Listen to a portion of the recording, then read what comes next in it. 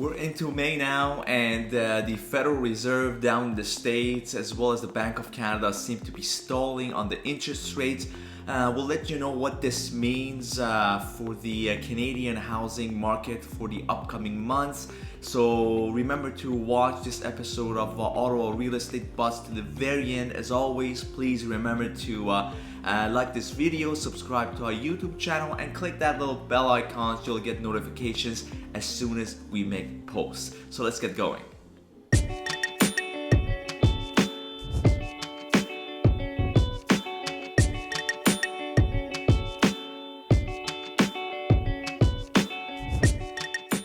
The Bank of Canada is really dependent at the moment to the our neighbors down south based on what they will be doing to the interest rates. And as you may be keeping track of the stock market and the sentiment, it seems that the Federal Reserve in the States right now at the moment, they're speculating on bringing the rates down sometime at the beginning of 2025, maybe December of 2024, or maybe into the first quarter of 2025, which has pretty much reflected a ripple effect of negative sentiment on the whole housing market in the States, and hence the impact on the stock market as well. And since our economy really depends on the States, the Bank of Canada, it seems like, is really holding back on touching the rates until they see what is happening on the inflation side in our own neck of the woods, as well as what the states will be doing. We are still talking about drop in rates in Canada, perhaps towards the end of June. It may drag all the way into August. No one's certain about that. And what's happening so far in the real estate market. We're pretty much seeing a lot of inventory coming in the market. So you are having an opportunity as a buyer to pursue certain type of properties. Again, we're still seeing multiple offers, especially if the properties are priced right.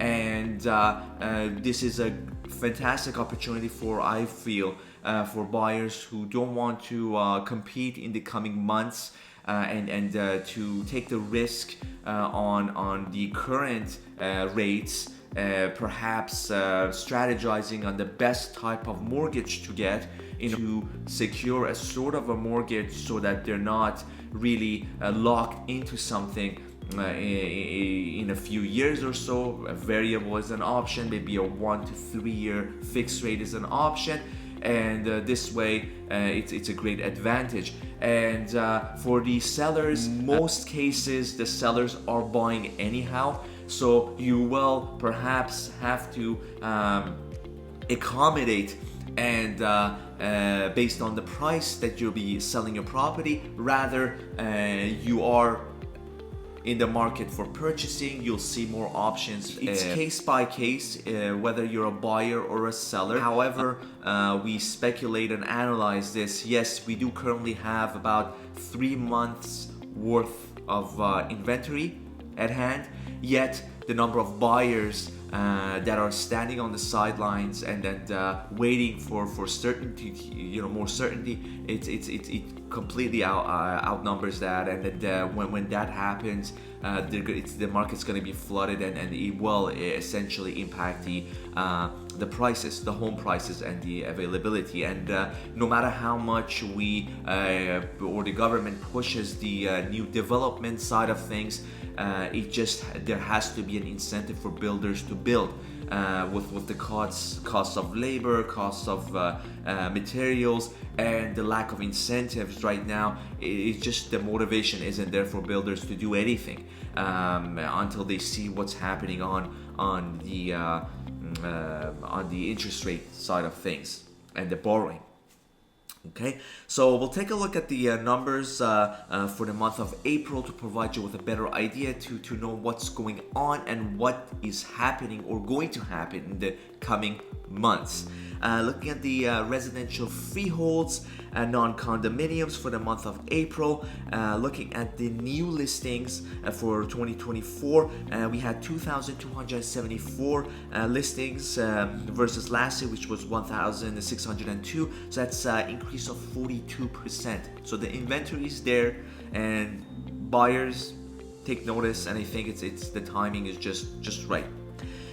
Taking a look at the active listings total for month of April 2024, we had 2,614 units, and that's up 44.7% from the previous year at 1,806 units. Looking at the sales activity, so in April we had 1,266 units sold. That's up 9.2% year over year. That's 1,159 units in 2020. So yes, we have more inventory, yet we have more sales, and as we'll take a look, the average sale price is also, the list and the sale price is going up as well. So that you have to keep in mind. Just don't focus on the inventory side of things, saying that there's a lot of homes on the market. No, pretty much the average price is climbing as well, which is shows us that this is a transitional period. And looking at the list to sale ratio, pretty much not much has changed. 99% for 2024 April and 98.9% for the previous year. Now, this is what I was talking about. We have a slight increase of 1.2% for the freeholds, 748,000 approximately for April, and $739,000 for the previous year. So we're slowly climbing. And looking at the days on the market, so cumulative, the total days a unit sits on the market before it sells. For April 2024, we're at 39 days, where previous year it was 30 days. So nothing much has changed. And I see it as a positive thing moving forward, an increase of 2.6% for that. Okay. Now, condominiums have always been, especially in the past 2 years or so, more susceptible to the changes. They've sustained value, and there's a bit of a change in April, as we'll see. Taking a look at the new listings, we've had 392 new listings, and that's an increase of 40% year over year, so compared to last year, which was 280 units. And the total active listings, 537, and that's an increase of 23.4% compared to the previous year at 435 units. The sales were up 20%, almost 19.2% at 205 units sold, and versus 172 units sold the previous year. So again, more inventory in the condos, yet we have more sales. And the list to sale ratio pretty much the same at 98.2% versus the previous year 98.1%. So pretty much no change. List to sale ratio, and just a minimal movement here, and a drop, a slight drop at the average price for the condos. We were at 446,000 approximately versus 454,000 the previous year. So yes, the average price, it has dropped slightly, maintaining in a sense, but although more inventory, the number of sales has increased as well. And looking at the cumulative, the total days a unit sits on the market to sell, you're pretty much the same. So that has not changed. So we are in a transitional phase right now, in my opinion. And take a look at the rental market for 2024 month of April. Active listings 557, so we're up 18% compared to the previous year at 472 active units. And this is a time for tenants to take advantage of what's happening, the uncertainty, to secure something if you're looking to rent a unit.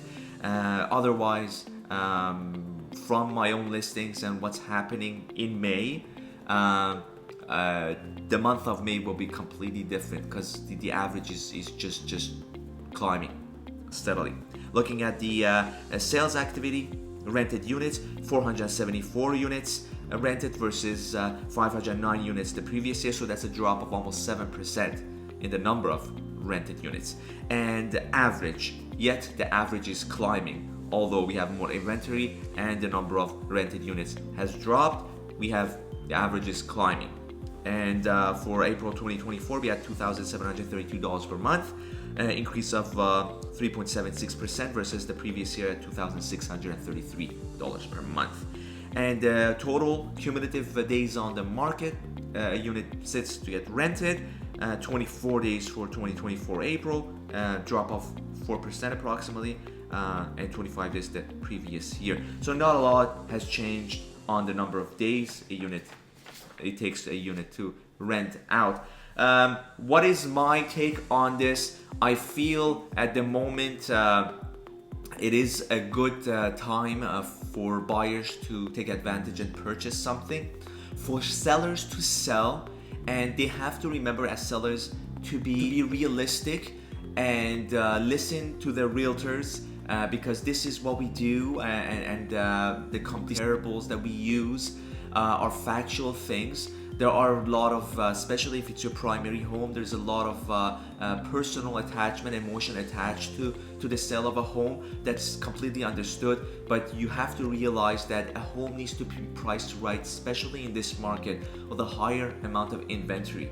And look at it this way. Yes, you may not be getting what you feel the home may be worth in a sense. Rather, you will be taking advantage if you are purchasing a home. So there's always a give and take in this market, and you just have to look at the broad picture. Look at the 3 to 5 or 10 years from now, where the home prices will be significantly higher than what we're seeing right now. It's just inevitable with the demand there is, and there will be. So that's my take on that. As always, please remember to like this video, to subscribe to our YouTube channel, click that bell icon so you'll get notifications as soon as we make posts, and until next time, take care.